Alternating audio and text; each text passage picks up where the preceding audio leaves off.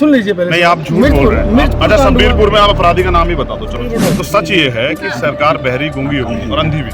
एक बाबा साहब अम्बेडकर, उनकी विचारधारा एक ऐसी विचारधारा है जो सबके साथ खड़ी होगी कि जब सत्ता में निरंकुश लोग बैठ जाए, सत्ता में संवेदनहीन लोग बैठ जाए। आप ये समझिए कि अगर एक FIR के लिए भी सुप्रीम कोर्ट के ऑर्डर की इंतजार करनी पड़ी, पुलिस ने नहीं लिखा, तो आप ये समझिए कि कानून सबके लिए बराबर कैसे। सरकार ये सोच रही है कि ये चंद लोगों का धरना है और वो कुछ देर बाद खत्म हो जाएगा और सरकार महिला पहलवानों ने बोला कि रात में कोई ऐसे लोग आ रहे हैं धरने को खराब करने की कोशिश कर रहे हैं। अब हम ऐसा करेंगे, एक साल सब लोग का लेंगे हैं, जिससे कि सबका हो जाए, ठीक है।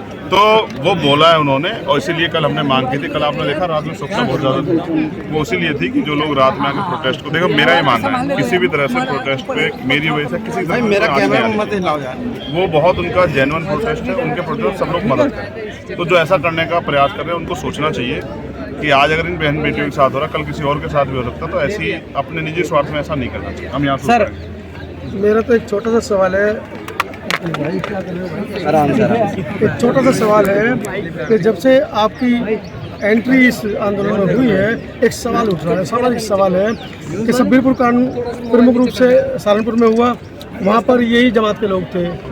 मिर्चपुर का सुन लीजिए पहले। नहीं, आप झूठ बोल रहे हैं। अच्छा, शब्बीरपुर में आप अपराधी का नाम ही बता दो चलो, छोड़ो। मिर्चपुर एक मिनट रुको, आप सुन लो ना। शब्बीरपुर में अपराधी कौन था, चलो उसकी जाति का नाम बताओ। स्वर्ण जाति के लोग थे। स्वर्ण जाति के लोग थे। ये किसान स्वर्ण कब से हो गए? नहीं, अगर ये उस समय अभी आप लोगों ने मेहनत की तो नहीं, ऐसा नहीं। आप ये तो सर छोटूराम बाबा साहब अम्बेडकर के समय से एक हो रहे हैं, वो बार बार कह रहे हैं, आपने सुना नहीं ना। अगर आप एजेंडा ही लेके बैठ गए हैं, जिस तरह से मैं कुछ मानसिकता के लोग देख रहा हूँ, मिर्चपुर भगाना, मैं ये कह रहा हूँ, मेरा सवाल पूरा नहीं, मेरा सवाल मत पहले लाइन में आप झूठ बोल रहे हो तो क्या सुनूं? उसको आगे लेना, हम उसको आगे बढ़ाए। मनोहर काशीराम साहब ने OBC समाज को, SC समाज को, सबको एक बनाया, लेकिन उसके बाद परिवर्तन नहीं दिया। लेकिन जब से आप आए हैं और 15 मार्च को जब आपने ASP बनाई, तो उसमें तमाम बिरादरियों के लोग थे, तो उससे परिवर्तन कुछ आया है। तो सामाजिक परिवर्तन की बात आप चल रहे थे लेकर, और इस चुनाव में आप आगे आए, आपके साथ बहुत बहुत जुड़ा है। तो लगता है कि जो सामाजिक परिवर्तन की बात मनोहर काशीराम करते थे, आप उनको गुरु मानते हैं, वो आगे बढ़ रही है। देखो, एक चीज समझनी पड़ेगी,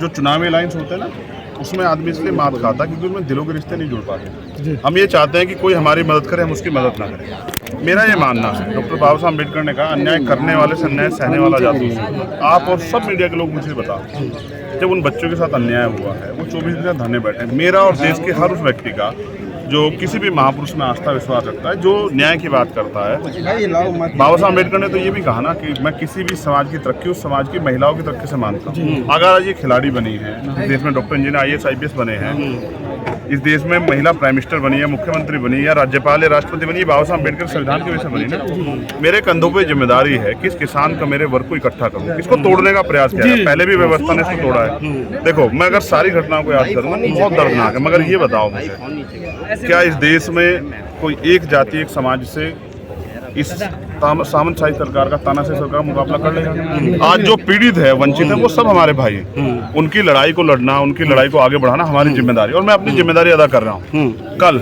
मैं उन लोगों से सवाल करने की हैसियत में रहूंगा, अगर कहीं कोई बात होगी तो कि आज आप चुप क्यों, लेकिन मैं मदद किसी के साथ खड़ा ना हूँ और सबसे सवाल ही करता फिरूं। मेरा काम लड़ना है। एक आप इस बात को भी समझो, जब CAA NPR NRC का आंदोलन चला, तो वो एक जाति का आंदोलन, एक धर्म का आंदोलन बना के रख दिया गया। उसकी सच क्या था ये हम लोगों ने बताया। जब किसानों का आंदोलन चला, उसका सच क्या था? जब वो गलत होता है, हम उसका विरोध करते हैं, तो हमने उसका सच भी बताया कि इससे नुकसान किसको होगा, क्या खाली किसान को, किसान कौन। और आज के आंदोलन में जिस तरह से एक जाति के लोगों को टारगेट करके कि भ्रमित किया जाए, मैं उसी को काउंटर कर रहा हूँ, ये बताने के लिए कि अगर पढ़े लिखे लोग भी नहीं समझदारी दिखाएंगे, तो वो जो गाँव में समाज है, जो सुबह मेहनत करने के लिए जाता है, उसको क्या पता है कि देश में क्या चल रहा है। ये हमारी जिम्मेदारी, और मैं अपनी नैतिक जिम्मेदारी अदा कर रहा हूँ। अब आपके सवाल पे चंद्रशेखर जी, सबसे पहले जय भीम आपको। आप ये बताइए, मैं ये जानना चाहता हूँ कि जब ये तो देश की वो लड़कियां हैं जिन्होंने देश के लिए मेडल्स जीता है, आजाद समाज पार्टी का खासकर आपका इतिहास रहा है कि शोषित वंचित की हमेशा आपने आवाज़ उठाई है, इसके कारण आप जेल भी गए।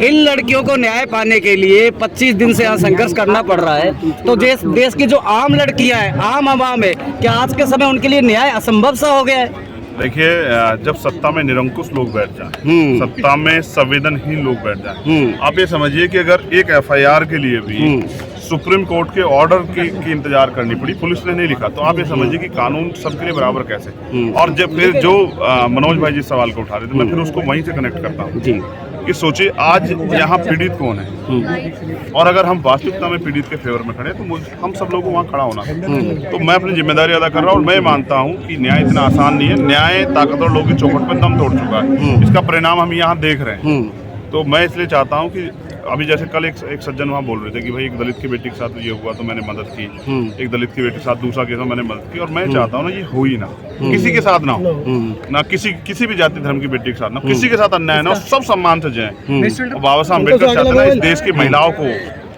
सशक्तिकरण, सुरक्षा का जो माहौल मिले वो नहीं मिल पा रहा है। ये तो पेरियार की भी लाइन थी, तो अभी इसमें समय लगेगा। मैं अमित शाह जी की तरह ये नहीं कह सकता कि रात को 12 बजे गहने पहन के घूम लो, कहाँ घूम लो। यहाँ तो दफ्तरों में शोषण हो रहा है, कर्मचारियों का शोषण हो रहा है, अधिकारियों का शोषण हो रहा है, और उसके बाद खेल में शोषण हो रहा है। कहाँ शोषण नहीं है? मीडिया में शोषण हो रहा है, सब जगह है। इस शोषण को रोकने के लिए हमें इंसान बनना पड़ेगा। इंसान तभी बनेंगे जब हम लोगों के बीच में रहेंगे। अब देखो पिछले कुछ दिनों से आपने परिवर्तन देखा ना, बिल्कुल हर एक चीज। आप तो देखो सुप्रीम कोर्ट के चीफ जस्टिस भी जब कोई भी बात वो अपनी रखते हैं तो पहले वो डॉक्टर अम्बेडकर के किसी सेंटेंस को कोट करते हैं कि उनका ये था। सरकार भी इसको हथियार बना रही है, चाहे वो पार्टीशन क्या ना पाकिस्तान हो, जो भी कोई मामला होगा उसमें बाबा साहब अम्बेडकर को लाते, क्योंकि एक बाबा साहब अम्बेडकर उनकी विचारधारा एक ऐसी विचारधारा है जो सबके साथ खड़ी होती है, और हम उसको फॉलो करने वाले लोग हैं। तो हम अपना काम कर रहे हैं, हम अपनी ड्यूटी अदा कर रहे हैं। तुम में से किसी का कोई सवाल है? एक छोटी बहन हमारी खड़ी है, कोई सवाल है बिटिया? सर आगे की क्या तैयारियां रहेंगी? एडी चोटी का जोर लगातार लगा रहे हैं, कभी कैंडल मार्च निकाल रहे हैं, कभी जनता कैनॉट प्लेस तक जा रहे हैं, पर जहां तक जिन कानों तक आवाज आप पहुंचाने चाह रहे हैं ना, अब तक वहां तक नहीं पहुंची आवाज। काशीराम साहब एक बात का, अगर सोए को जगा सकता है कोई, आंख बंद करके जानबूझ के लेट जाए उसको नहीं जगा जा सकता। तो सच ये है कि सरकार बहरी, गूंगी होगी और अंधी भी। तो मैं समझता हूँ इतनी आसानी से तो नहीं लड़ाई जीती जाएगी, लेकिन क्योंकि इस प्रोटेस्ट को वो लोग लीड कर रहे हैं, हम लोग बैक सपोर्ट में हैं, तो जो आदेश करेंगे हम लोग उसके साथ खड़े होंगे। अगर हम लीड कर रहे होते तो फिर मैं आपको बता चलें, फिर मैं आपको बताता कैसे लीड किया। एक आखिरी सवाल, अब बाकी सवाल कल